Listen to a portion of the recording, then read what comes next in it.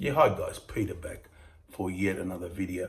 Now, I want to do an album review today. I might have reviewed this album before, but the reason I want to review it and talk about the album again is because it's getting the big treatment, so to speak, like a box set. And the album has been announced and it is coming out, but the date, they haven't come up with the date, and it's Pink Floyd's Animals. I have this on vinyl, an older pressing. But great Pink Floyd album. 5 tracks, 1977. They had that lineup of Roger Waters, David Gilmour, Rick Wright and Nick Mason.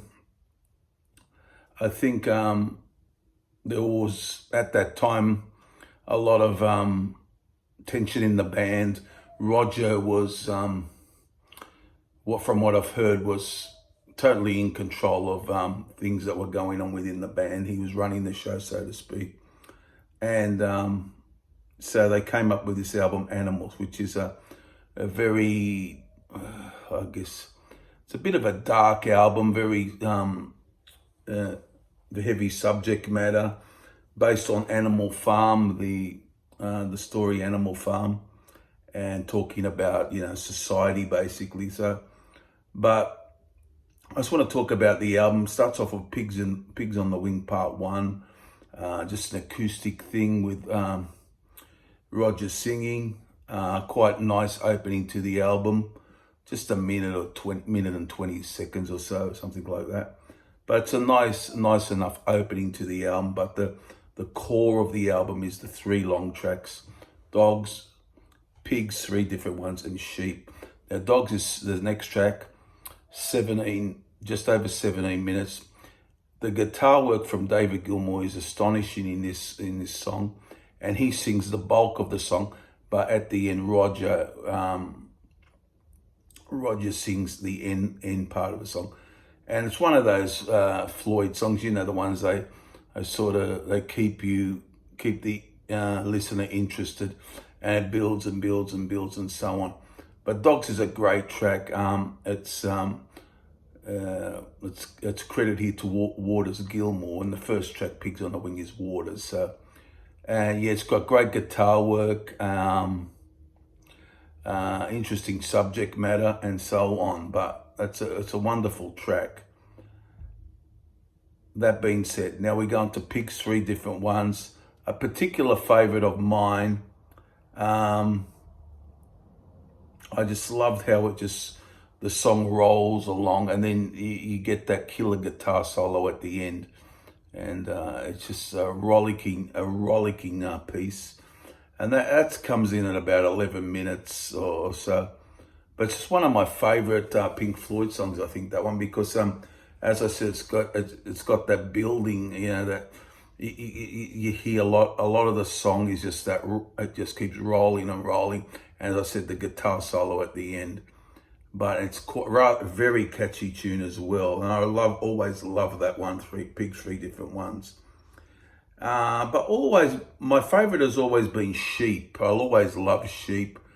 A really great rocking track, and that is sung by Roger Waters, as was Pigs, 3 different ones. So it's a very big on Roger, this album, but the guitar work, as I said, from Gilmour is astonishing. Sheep has always been my favorite track on the album, but these days it could be any one of those 3. But I love Sheep, how it's a great rocker. It just rolls along, and it's a fantastic track. Love that one. And then you get Pigs, 3 different ones, which is the same basic music as the first Pigs on the Wing Part 1, except different lyrics, of course. And that is the album. But it's a very strong album from start to finish. I always loved, as I said, Sheep and Pigs and the Dogs is the core of the album. 1977. It's always been in my top 3 Pink Floyd albums. A lot of people's favorite album, But the question I wanted to ask after this short review is, are you guys going to buy the box set? I mean, I have heard other YouTubers talk about it. It contains a remixed LP and CD as well as Blu-ray and DVD audio, surround sound and all that business. Well, I'm not an expert on that, but you get what I'm saying. And apparently it's got no hardback book, which would have been nice. As far as I know, they said it hasn't got a hardback book, which I think would have been good, with material, with the photos from that time period of the band. Would have been a good touch. Apparently that is not included. And the liner notes from, I can't remember the guy's name, but there was a writer who wrote liner notes, and David Gilmour doesn't want them included on the box set and Roger has put them on his website, apparently. So that's what's happened with that.